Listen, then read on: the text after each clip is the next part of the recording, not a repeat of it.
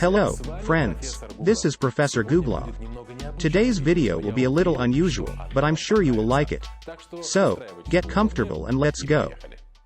The largest steam locomotive in the USSR.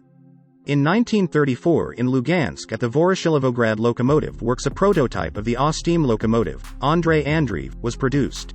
Its length was more than 20 meters and its weight was more than 208 tons. It became the only locomotive in the world with 7 driving axles in one rigid frame. During the tests, Andrei Andreev could not fit into corners. And to top it all off, it broke the railroad bed with its large mass. In addition, the train could not fit into the turntables and depot buildings. For these reasons, from 1935 to 1960, Andrei Andreev stood on the spare tracks of the plant until it was cut for scrap.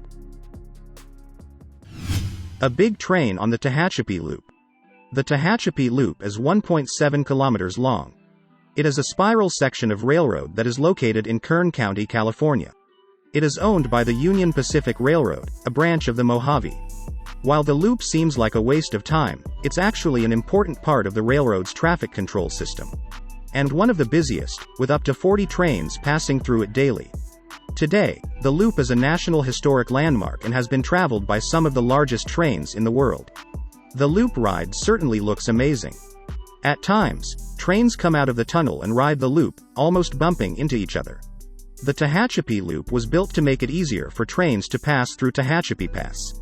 It helps trains travel at the required 2-degree gradient. This loop looks very high-tech and complicated, as only a railroad can look.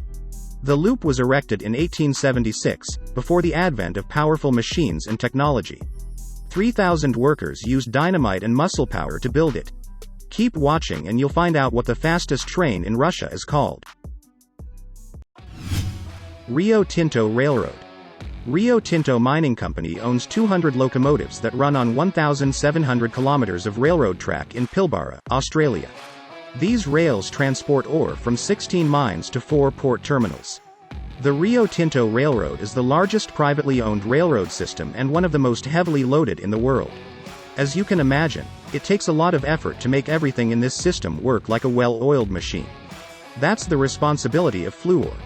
It took Rio Tinto 100 years to ensure that trains always arrive at their destination on time. Wooden sleepers were replaced with concrete sleepers, and about 250 kilometers of new railroad tracks were built. But Rio Tinto didn't just replace the tracks, she went even further. And invested in trains, automatic trains, $940 million to be precise. And now the company has the world's first autonomous train that can carry heavy loads over long distances. The trains need to travel 800 kilometers to return. Including loading and unloading, it takes 40 hours. A BHP Billiton train loaded with iron ore. You think the railroad can't surprise you? It still continues to set new records. For example, in 2011, the longest train in the world was registered in Australia. At that time, the train had 682 cars, carried 82,000 tons of ore in one trip, and was 7.3 kilometers long. 8 locomotives pulled the train from the Yandi mines to the town of Port Hedland. The train also set a record as the heaviest in the world. 8 locomotives powered by diesel-electric engines pulled wagons weighing almost 100,000 tons. The locomotives were placed in pairs, and they traveled 272 kilometers to their destination. It took the locomotives 10 hours to do so. This trip was organized to test the technology for delivering heavier and longer trains. The previous record was set in South Africa, then went a 7.5 kilometers long train, which carried 660 cars. Union Pacific train. Clearly, the more cargo you can fit in a railcar, the less money you will spend. So it's only natural that companies like to test their limits and understand how much cargo they can load at a time. In 2010, Union Pacific set a record. It launched a 6.5 kilometers long train that traveled from Dallas to Long Beach. The purpose of the experiment was to test the limits of motorized units that would help make trains even longer.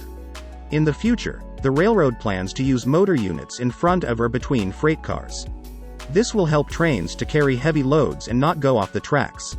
The motorized units were originally designed to help coal trains climb steep hills. After the company realized that the units could be used to increase the weight of the load, they were modernized. In a previous test, Union Pacific used 6 locomotives, each pushing 2 kilometers of container cars. All engines were wirelessly connected to the main railcar. Sish and Saldanha's composition. In 1989, employees of the South African Transport Service were celebrating an important event. They had set a record by running the longest and heaviest train. For the company, this year was a time of great stress and a navigational nightmare.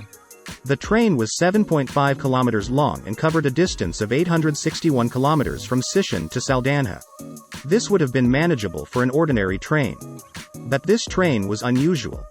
It had 660 wagons loaded to the brim with ore and 8 locomotives, plus 7 diesel engines. It took 7 years to make this record train run.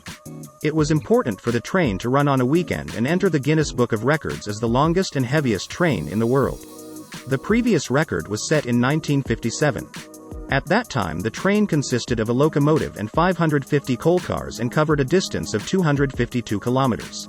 Just 6.5 hours before departure, one car derailed and took down 3 railroad lines. Workers had to quickly rebuild them so that the train could go to its destination. And they succeeded. The train arrived even earlier than planned. A railroad in Daqing, China. The Daqing Railway, whose length is 653 kilometers, is designed to transport coal in northern China.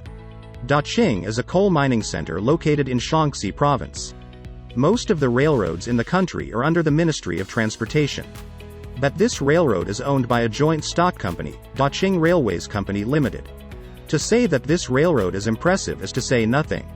It can run 100 pairs of trains at a speed of 80 kilometers per hour every day with a daily transportation capacity of 1 million cargoes.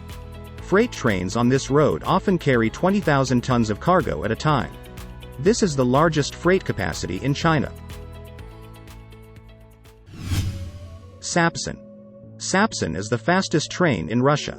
Although the current operating speed of this train is limited to 250 km per hour, its modernization, and rather modernization of the tracks, will allow the train to go at a speed of 350 km per hour. At the moment this is impossible for a variety of reasons.